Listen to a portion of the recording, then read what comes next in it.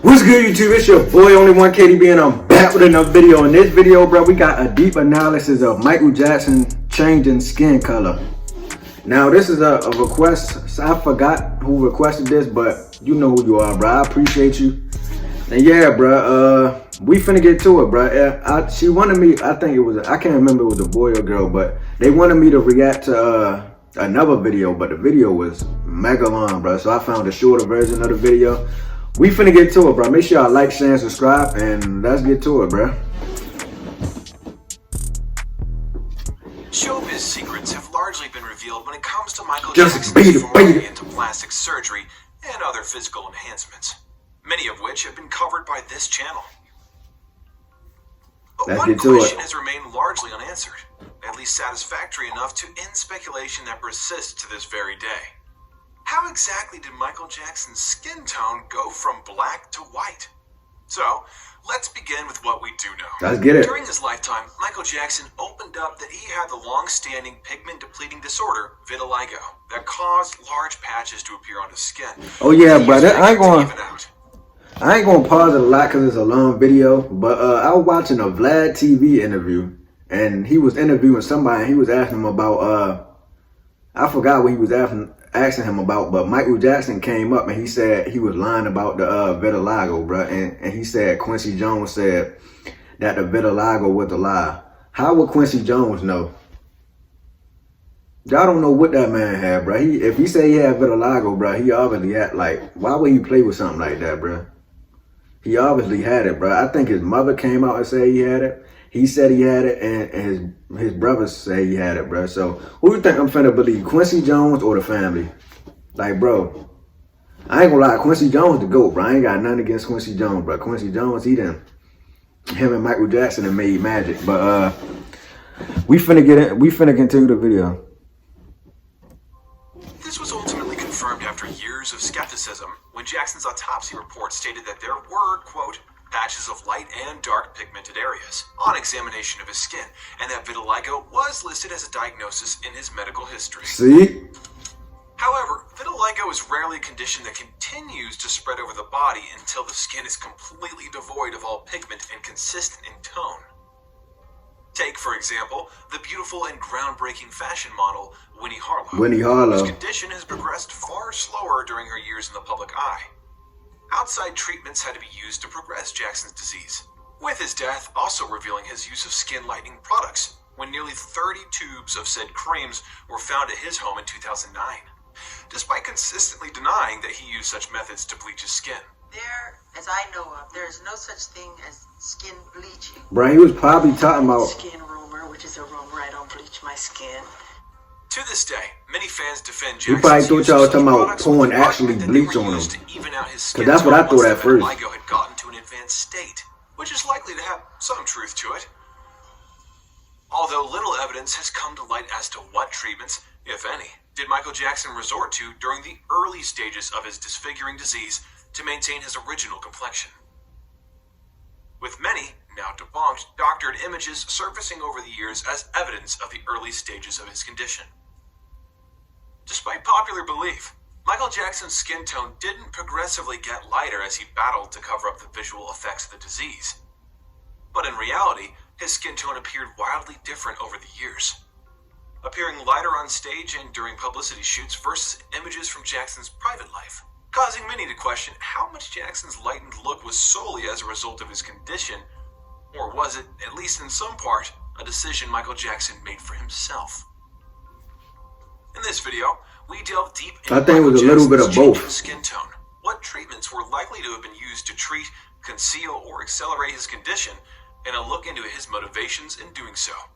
Here's the detail. As the lead singer of the Jackson 5 and part of Motown's historic movement in music, Michael Jackson appeared much the same complexion to his brothers as they conquered radio airways, releasing hit after hit in the early hit after 1970s. hit. A, B, C, However, as Michael easy Jackson as progressed one, into two, adolescence, say none. his skin became a major obsession for the increasingly self-conscious star. Blighted with teenage acne, many times Michael couldn't bear to look in the mirror. Brother Jermaine, writing in his autobiography, quote, He hated his skin and his nose so much that he found it hard to look at himself in the mirror. This wasn't just typical teenage self-consciousness.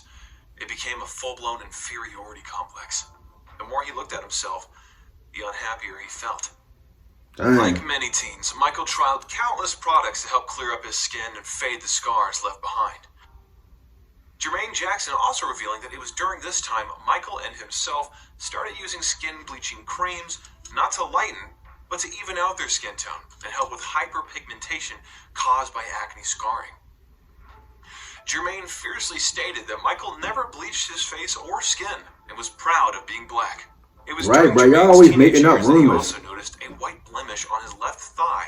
A doctor informed Jermaine that it was in fact vitiligo, and not to worry unless it spreads, giving some insight as to when Michael may have first developed the condition himself, as vitiligo can be only genetically inherited.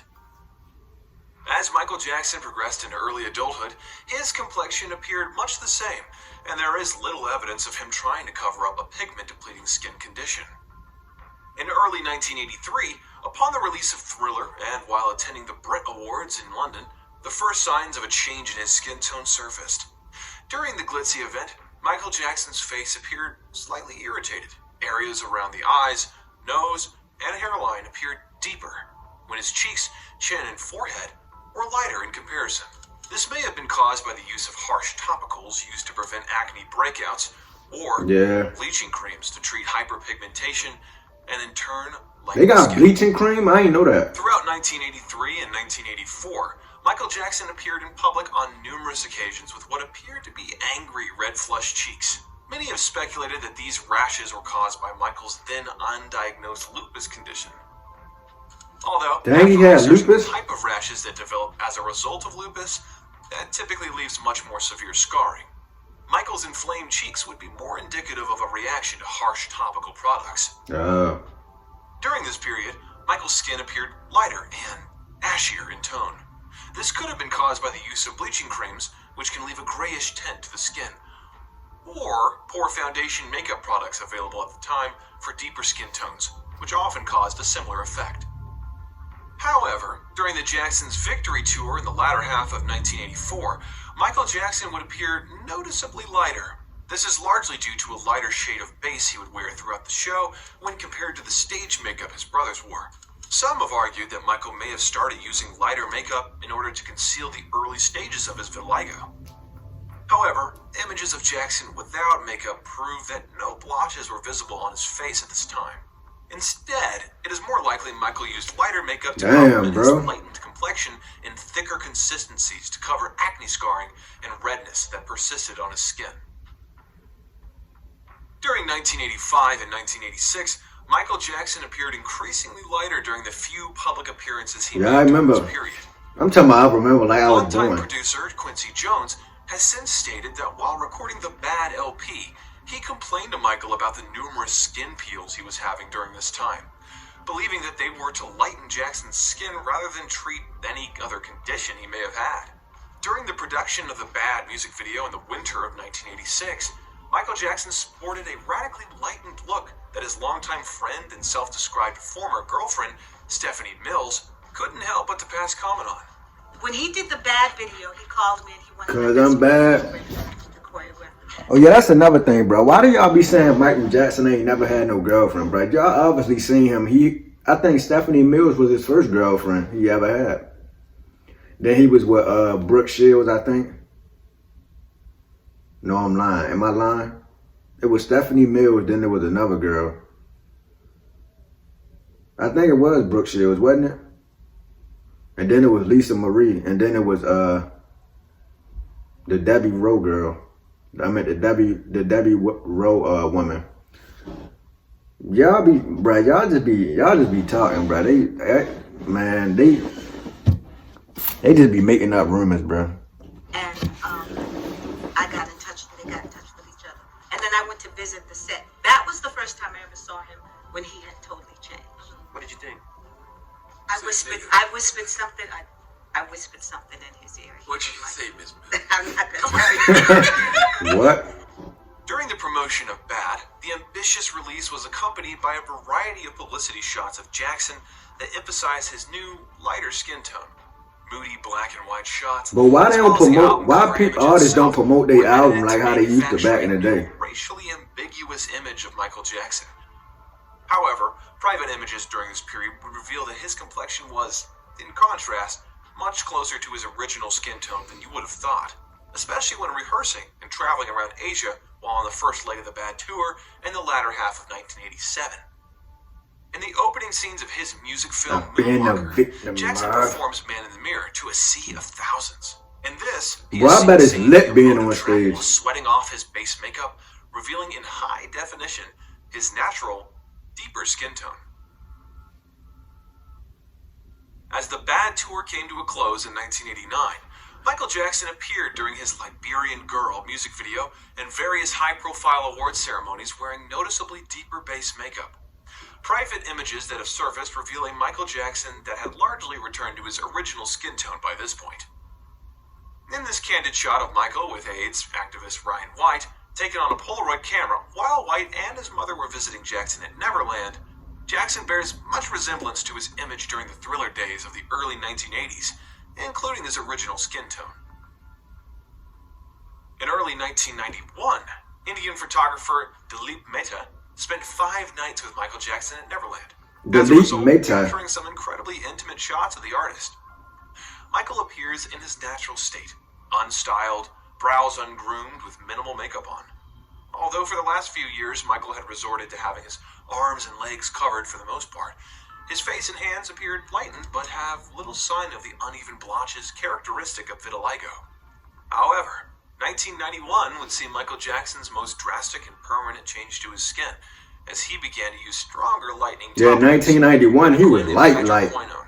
Only effective on those with vitiligo already, such FDA-approved creams are used to treat those in the advanced stages, with over 50% of their body covered in pale patches, to start the process of complete depigmentation of the skin.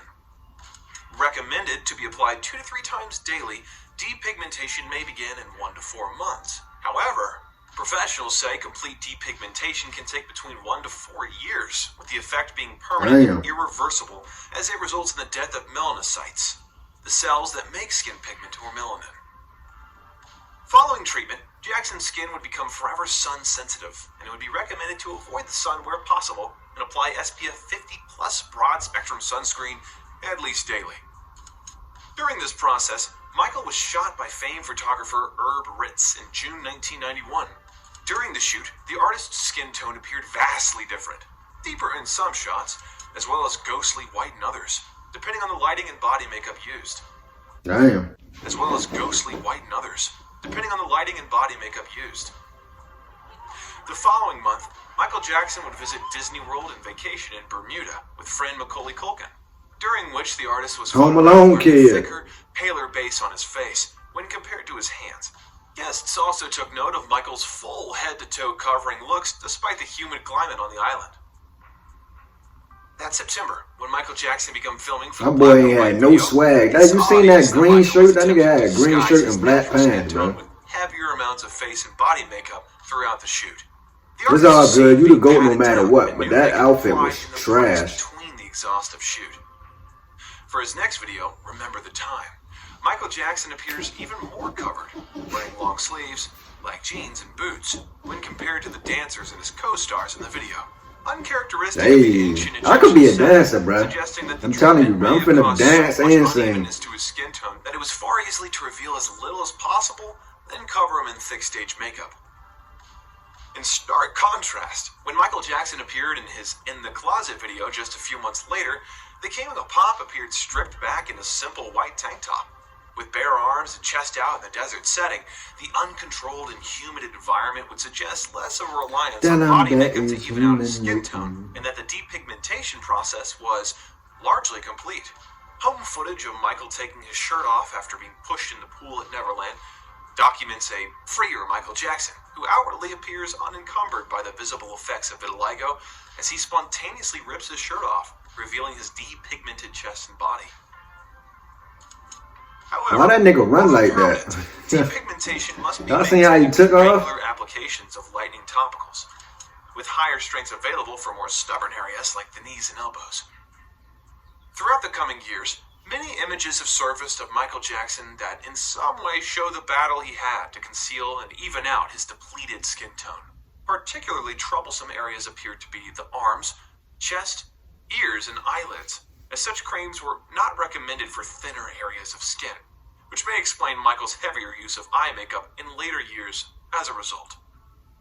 Michael Jackson's drastic, quote, race erasing transformation was ridiculed in the worldwide press for many years ahead, compounded by their persistence. Yeah, they always gonna have something to say, dark bro. spots and maintaining a consistent look to his complexion.